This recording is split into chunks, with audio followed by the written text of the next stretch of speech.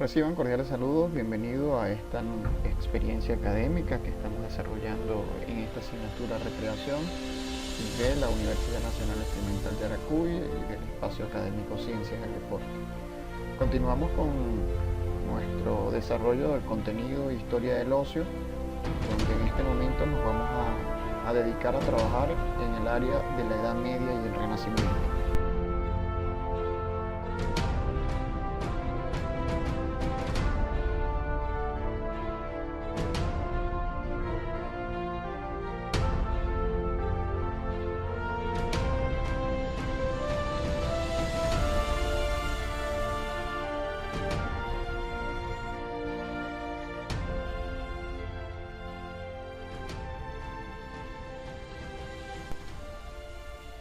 La Edad Media y el Renacimiento, de la religión y el control del tiempo durante la Edad Media.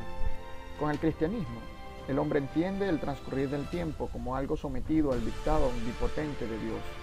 El tiempo, la vida, proviene de Dios, le pertenece y se encamina inexorablemente hacia Él.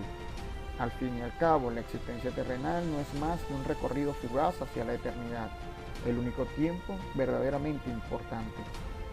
Dios es quien ordena la historia y otorga a cada persona el tiempo que le está predestinado. Por tanto, aquel que intenta apropiarse del tiempo comete el pecado gravísimo de robar lo que no le pertenece. Este era el caso de los judíos usureros y los mercaderes, que se aprovechaban de las dificultades de la gente para pagar sus deudas, hipotecando su tiempo hasta que saldaban la totalidad del débito. Pero también era una seria advertencia moral que prohibía de forma implícita la pereza o la ociosidad, o sea, la pérdida del tiempo. En consecuencia, la Iglesia se erige como el auténtico organizador de los tiempos de la persona. El trabajo en la alta sociedad media era fundamentalmente agrario y estaba consagrado a Dios, desarrollándose sin prisas, al ritmo de las estaciones meteorológicas. Las jornadas diarias del sol a sol eran medidas tan solo por la marca de la Horae Canonicae, que tenían las campanas de la iglesia. La campana era el reloj que daba inicio o término a las labores del campo, y también era la única que podía interrumpirlas para rezar o asistir a misa.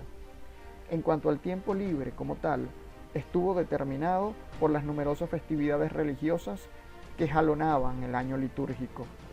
Estas fiestas se relacionaban siempre con el santo patrón de la parroquia, la catedral o alguno de los gremios. Además, el domingo se institucionalizó como el día sagrado en el que quedaba terminantemente prohibido trabajar, lo mismo que la Semana Santa y la Navidad.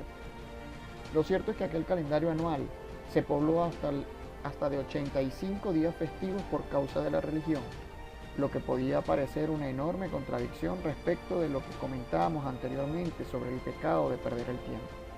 Y sin embargo no es así, porque todas estas celebraciones se vivieron en realidad como una especie de prolongación del tiempo de trabajo, y así las frecuentes rogativas, procesiones y romerías de las que participó tan activamente el pueblo llano, se tomaron como una obligación más de las muchas que habían que dedicar a Dios y a las cosechas. Esta continuación del trabajo en los momentos de ocio se relaciona muy directamente con ese concepto unificador de la vida que vivimos en el mundo antiguo, y la explica en gran medida el aspecto sacralizado que adquirió la cotidianidad durante el medioevo. Durante la práctica, todo tenía una explicación religiosa. A finales del siglo XIII, con la revolución mercantil de las ciudades burguesas, se quiere controlar con mayor precisión la distribución de los tiempos y se inventa el reloj. Paulatinamente, el tiempo comienza a ser una importante preocupación para todos los instrumentos de dominación social, que ven en la mediación del mismo una expresión de poderío. Resulta revelador que en 1370 el rey Carlos V de Francia ordena que todas las campanas de París quedasen reguladas por el reloj del Palacio Real, lo que convertía el tiempo en un tiempo de Estado y sometía a la Iglesia al árbitro de la corona. Esta preocupación de los poderes fácticos por controlar el tiempo de trabajo huye completamente del ideal de vida ociosa grecorromano para posicionarse a favor de la segunda tesis apuntada al comienzo de este capítulo, la de que el trabajo es el aspecto más significativo de la vida de las personas, y en este caso era también un medio de acercarse a Dios. Desde este punto de vista, el ocio pasó a ser un privilegio exclusivo de unos pocos escogidos. El sistema de elección a este aspecto venía determinado por la providencia divina, y los agraciados con la posibilidad de disfrutar de su tiempo libre fueron los religiosos. Fue Santo Tomás de Aquino, en el siglo XIII, quien explicó la ordenación jerárquica del mundo mediante la predestinación, según lo cual cada hombre recibía al nacer la obligación de trabajar o el derecho al ocio. Esta idea entroncaba muy directamente con el postulado aristotélico que admitía la existencia de una clase social de políticos y filósofos que, en el bien general de la comunidad, debían permanecer exentos de obligaciones para ocuparse de los asuntos sociales o de la creación intelectual.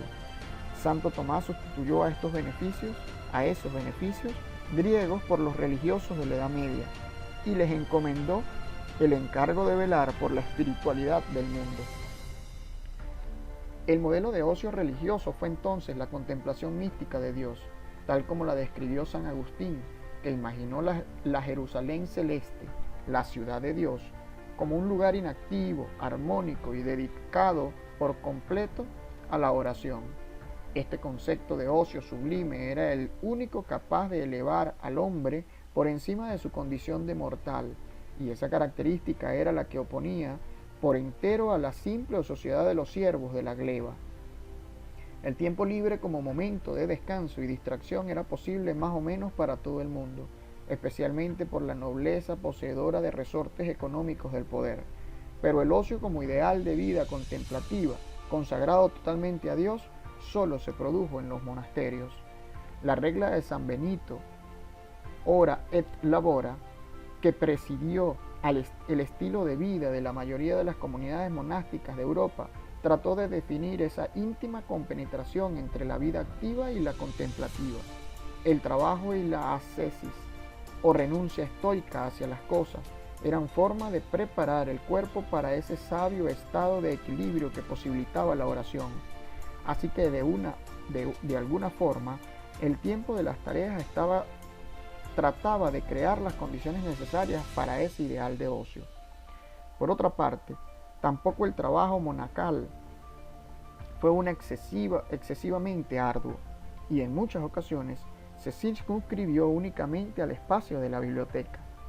Esta fue la diferencia fundamental con respecto a la vivencia popular de los tiempos, en la que el trabajo era la única razón de ser y el tiempo libre solo permitía como continuación trascendente del primero. Sin embargo, a pesar de todo lo dicho, las actividades de tiempo libre también se encontraron en la práctica, secularizadas en calles y plazas, repletas de acróbatas, titiriteros, saltimbanquis, malabaristas, cuentacuentos, pitonizas, charlatanes y mercaderes.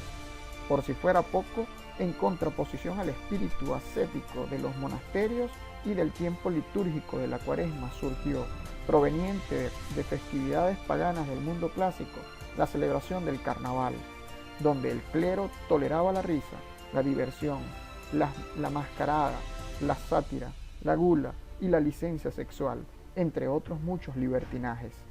De la misma índole fueron las famosas fiestas de locos, que se hacían a primeros de año con un desmedido afán por la bebida, lo lúdico y lo fantástico. Todo ello, como digo, consentido por las autoridades como contraprestación indispensable para que el pueblo accediese a mantener el difícil equilibrio de la sociedad feudal. El tiempo libre fue además el marco idóneo de actuación de los trovadores. El trovador era un personaje que andaba errante por el pueblo, de pueblo en pueblo, recogiendo tradiciones y leyendas a las que después daba forma poética y musical. Era pues compositor e intérprete, pero si no era famoso o buen cantor, solía contratar a algún juglar virtuoso que entonase sus poesías ante el público, ayudado de un laúd. Curiosamente, estos juglares provenían casi siempre de las escuelas monásticas, pues eran allí únicamente donde podían aprenderse ciertas nociones musicales. además de la rígida y refinada métrica de la lírica trovadoresca.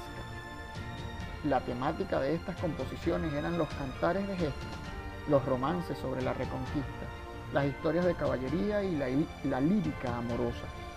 A veces también contaban historias moralistas como las fábulas o los ejemplos que luego recogieron libros tan hermosos como El Conde Lucanor en 1335 de la infante Don Juan Manuel. Durante la Baja Edad Media también se desarrolló el teatro, inicialmente como prolongación en la calle del teatro sacro de la litúrgica cristiana, procesiones, juicios inquisitoriales, autos de fe, pero luego con entidad propia y casi siempre con carácter moralista, como los conocidos pasos de Lope de Rueda. Es a fines del medievo cuando se erigen los primeros corrales de comedia para escenificar estas obritas de cara a un público cada vez más permanente y numeroso. De todos estos entretenimientos folclóricos disfrutó por igual la nobleza, que organizó alrededor del castillo un auténtico centro de vida social. Bufones, juglares, bailarines, juegos de mesa como el ajedrez, los dados o los naipes, y grandes banquetes fueron algunas de las fórmulas que, gracias a su elevada posición económica, podían costearse de manera ostentosa. Pero además, los concursos de tiro con arco, la esgrima, la equitación, la caza, la cetrería y otros juegos derivados de lo militar, cuya concepción está muy directamente emparentada con la idea romana de los ludi gladiatori. Una puntualización final. Recibía el nombre de justas cuando se trataba de combates singulares con lanza y torneos cuando batallaban grupos de caballeros.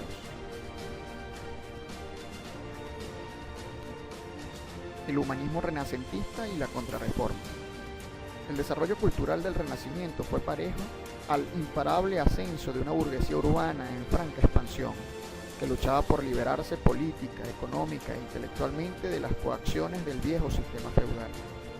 Su vida cultural y recreativa expresaba los nuevos valores y aspiraciones de una filosofía del hombre, que se oponía por completo al estoicismo y al ancestismo de la cristiandad medieval.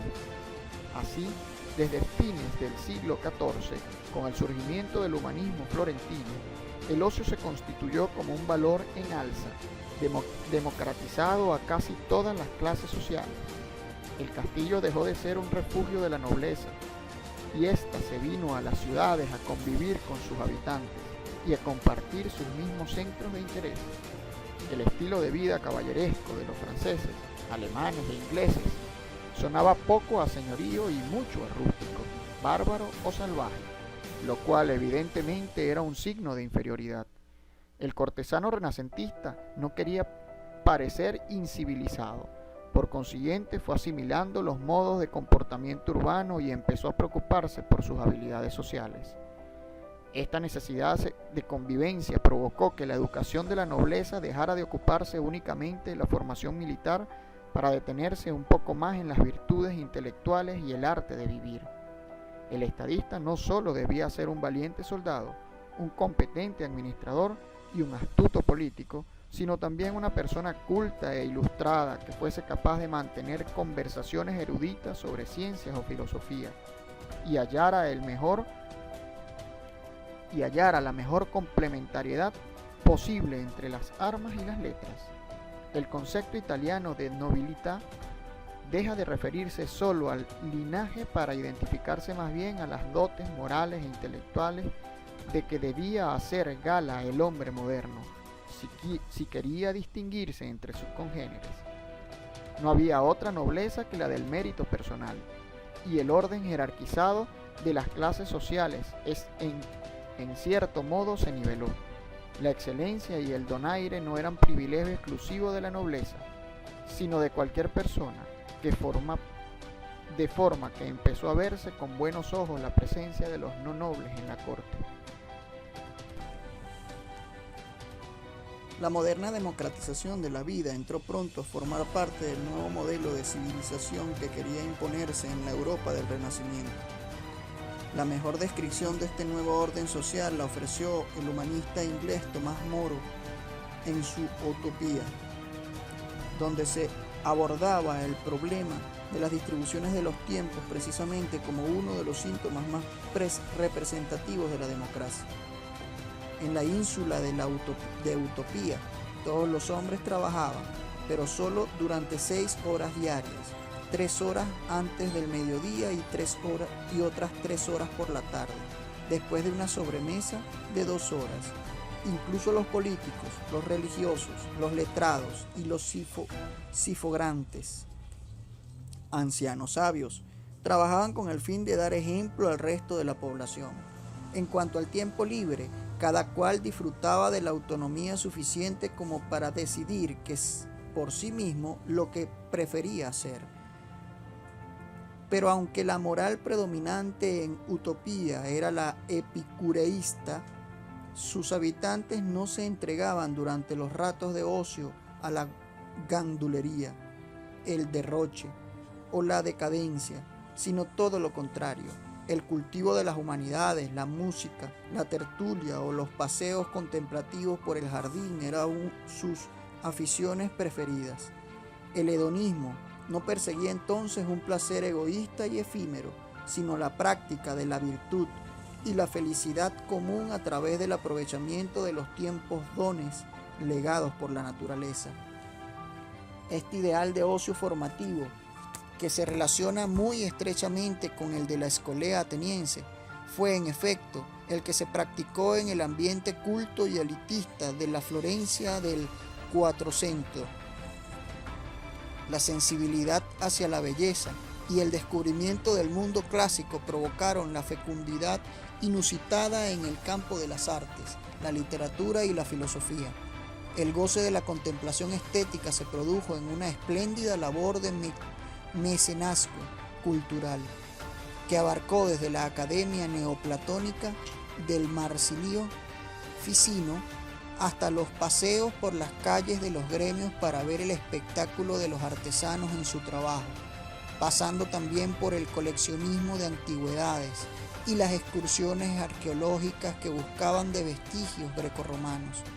Recuérdese a este respecto el conocido viaje de Mantegna y los otros humanistas de la corte de los Gonzaga al lago de Gorda en septiembre de 1464.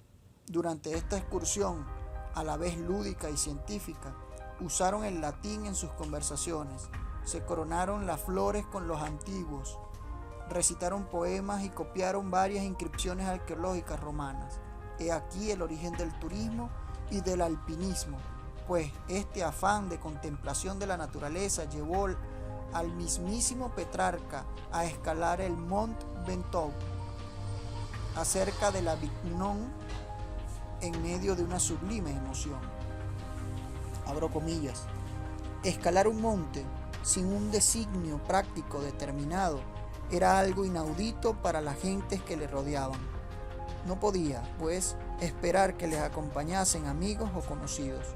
Petrarca llevó consigo a su hermano más joven y desde el último descanso se hizo acompañar además por 2 campesinos. Ya en pleno monte, un pastor los aconsejó que se volviesen. Hacía 50 años, decía, que él había intentado lo mismo y tuvo que arrepentirse de ello, pues solo consiguió volver a casa con el cuerpo molido y la ropa desgarrada.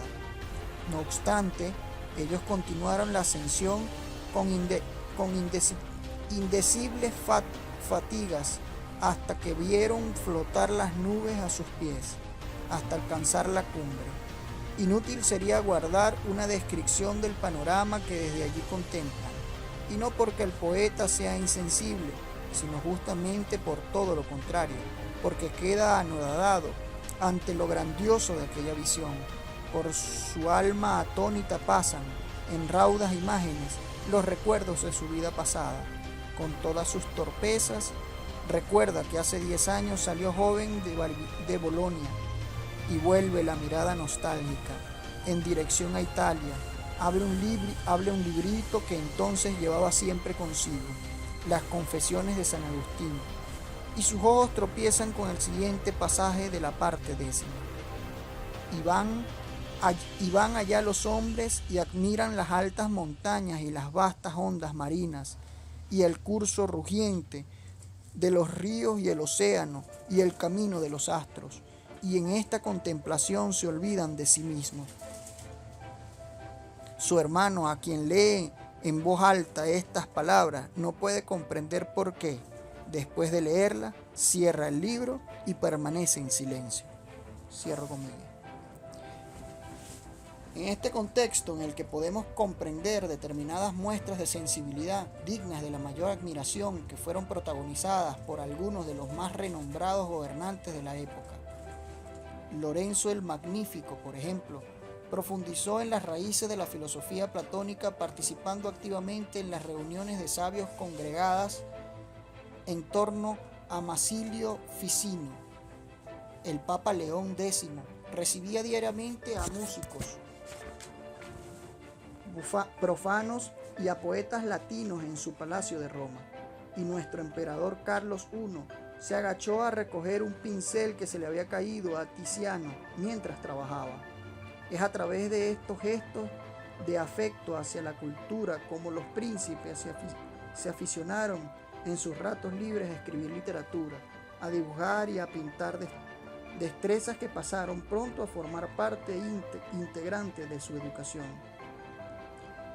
La conclusión lógica de todo lo expuesto fue una enorme revalorización del tiempo libre como espacio privilegiado del humanismo. El hombre moderno encontró su realización como persona en los ratos de ocio, extasiándose ante la belleza y disfrutando de la cultura. Lorenzo Valla, en De Volutae, defendió la coexistencia posible de la moral oficial cristiana con una teoría hedonista que diera respuesta a las aspiraciones más profundas de la naturaleza humana. Y Baldassare Castiglioni, en El Cortesano, propuso un auténtico manual de comportamiento para los nobles ociosos del siglo XVI, donde se mostraba con deleite y complacencia este novedoso interés por el tiempo libre, sin censuras ni moralinas. El príncipe moderno debía ser un hombre ilustrado y sensible, pero también debía hacer gala de sus mejores habilidades sociales en los innumerables juegos, fiestas y banquetes que se celebraban en la corte, animando a sus interlocutores con gracia y donaire para mover a la risa y dar placer con gentil manera. Abro comillas, porque el reír solamente se ve en los hombres y es casi siempre testigo de una cierta alegría que se siente dentro en el corazón, en el cual naturalmente es inclinado al placer y apetece el reposo y el desenfadarse. Y así vemos muchas cosas inventadas para este efecto, como las fiestas y tantas maneras de juegos como se usan. Y porque nosotros comúnmente amamos a los que nos dan estos pasatiempos, solían los reyes antiguos, los romanos y los atenienses, y muchos otros, por ser bienquistos del pueblo y deleitar los ojos y los sentidos de la gente, hacer grandes teatros y otros públicos edificios, y allí mostrar nuevos juegos, correr de caballos y correr de carros, combates de lugares, extrañas animalías, comedias, tragedias y bailes de mil maneras. Y holgaban de ver esto hasta los más graves filósofos, los cuales, con semejantes fiestas y con banquetes recreaban sus almas fatigadas de aquellas altas especulaciones y divinos pensamientos. Este u otro cualquier género de desenfado buscan de buena gana todos los hombres, de cualquier ciudad que sean, porque no solamente labradores, los marineros y todos aquellos con ásperos ejercicios ganan su vida, mas los santos religiosos y los encarcelados, que de punto en punto esperan la muerte, andan también buscando algún camino y remedio para su recreación y descanso. Así que todo lo que mueve a risa decimos